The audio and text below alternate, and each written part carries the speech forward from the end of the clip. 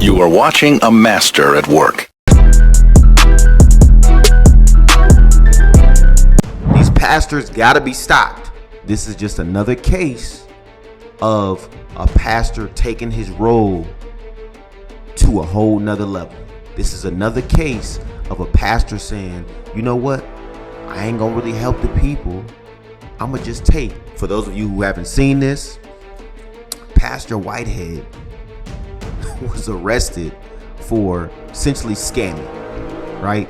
He takes the money that he gets from congregation, but he takes the money from this person, says, hey, I'm gonna help you buy some real estate. We see the video of him saying, hey, well, look, real estate is everything, this and that, and it is.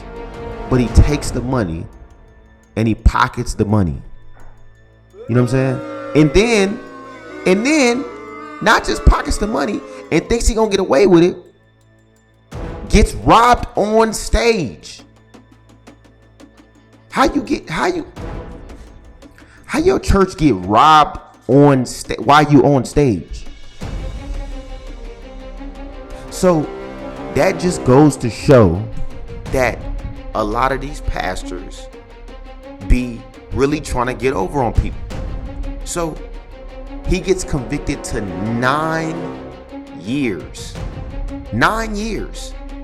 All because he wanted to be on some fraud shit and take people's money and pocket it. Listen, there's nothing wrong with giving your money to the church. There's nothing wrong with helping the church. There's nothing wrong with helping, right? Because I've talked about this in a prior video. You got people that will give their last. You got people that get a last to help their church, especially in the black church. We've seen it time and time again. We've seen it again and again and again, year after year, decade after decade, where people, older people, especially older women, would take their last money and give it to the church. And it's nothing wrong. And we taught in the black community, we taught this. Yo, give. You got to give. That's how you're going to get your blessings. You got to give. And I do believe that. But what I don't believe is that you got to give your last to these pastors. Because again, everybody trusts a pastor. That's the reason why most people go to that church, is they trust the pastor. But a lot of these pastors be on some bullshit. A lot of these pastors be on some bullshit. And this is a perfect scenario. I've been to many churches like this, though, where you see the pastor, he all bossed up. He got the coat, he got the chain, he got the watches, he got the cars. Dude traveling. And it's just like, my whole thing be this. It sounds good when you say, oh, well, I'm helping our church out. I'm helping this. I'm helping the community. It sounds good, right? And in some cases, that's what it be. But in a lot of cases, it be, no, you taking a lot of this money and then you just put it in your pocket. Put it in your pocket. Put it in your pocket. And guess what? This money is not taxed. So that's just straight cash. You know what I'm saying? So I don't understand this. We continue to do it time and time again. We continue to let these pastors take money and just run off with our money. I mean, in this case, he didn't really get too far because, like I said, the whole church got robbed. But it's the whole point of, like, we got to stop just trusting people because they say they're a pastor. We got to stop trusting people because they say they got a good heart and they doing it for the community. We got to stop trusting people because they say, oh, well, I'm trying to help my people. A lot of these niggas don't be trying to help for real. You know what I'm saying? And again, I'm not saying this is the case with every pastor. I'm not saying that. I'm not saying this is the case with every church. I'm not saying that.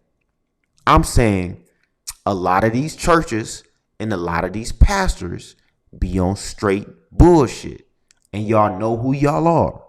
We all can say we've been to a church, and but a lot of us won't say it, right?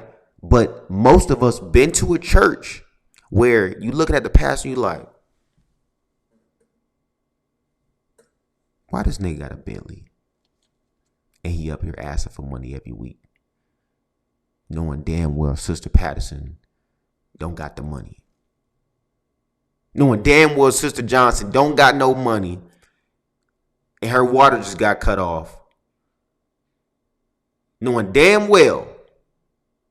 But he's still up here asking for money. Knowing damn well he got the Bentley. Knowing damn well he got the Rolls Royce. Knowing damn well he got a Rolex on his wrist that he wear on the weekends. And some gold chains. So that be my thing, man. We got to stop trusting these pastors just because they say they're pastors. We got to stop trusting people just because they say they got a good heart and they say they're trying to help. A lot of these people are not trying to help and do not truly have good hearts. So in this case, this is just another case of finesse. This is another case of finesse. So Pastor Whitehead takes this girl's money and goes and buys his own shit. I'm going to get you some property, sister. I'm going to get you this. I'm going to get you that. I got you. I got you. You know what I'm saying? And again, you could look at that video and see, damn. First of all, why you dress like you dress like nigga you's out there scamming, nigga? The way you dress, listen. Sometimes you could look at people and be like, nigga,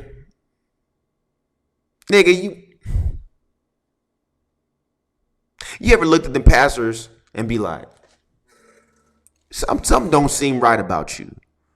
The aura don't seem right about you. You ever looked at somebody and been like, nah, you a pastor or you a pimp? You a pastor or you a pimp, nigga? When we kids and we go into the church, I don't know, I can say this for me. You see certain things as a kid and then you be like,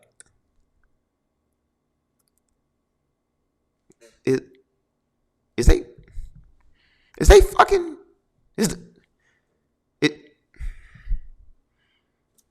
why this nigga so friendly? Damn. Why brother Johnson so, why the nigga be talking to the little girls like that? And you see certain stuff as a kid, but then you a kid, so you like, oh, okay, maybe, you know what I'm saying? I don't know. Then you get older and you be like, nah, nigga, the shit that I was feeling back then is accurate. It's accurate. It's very, very accurate. But again, man, I don't think it's like that for everybody. I don't think it's like that for every church and every pastor. And I'm going to keep saying this because I don't want to be the guy that gets on here and goes, oh, man, the church is bad. Church, I'm not saying that at all. You know what I'm saying? There's some amazing churches, right? There's some amazing pastors, right? And whatever religion you believe in, right? You know what I'm saying? I'm not, when I'm talking this, I'm talking really to Christian churches. I grew up in an AME church, African Methodist Episcopal Church, right? And I'm talking to that. I don't know how other churches are. I don't know how a Catholic church is. I don't know how temples are. I don't know. I've been to a mosque one time, and that was recently, right? And I was like, it's cool. You know what I'm saying? It was different, but it was cool. I think that, everybody handles situations different. And I think that at the end of the day, it's about the person. It's about the people.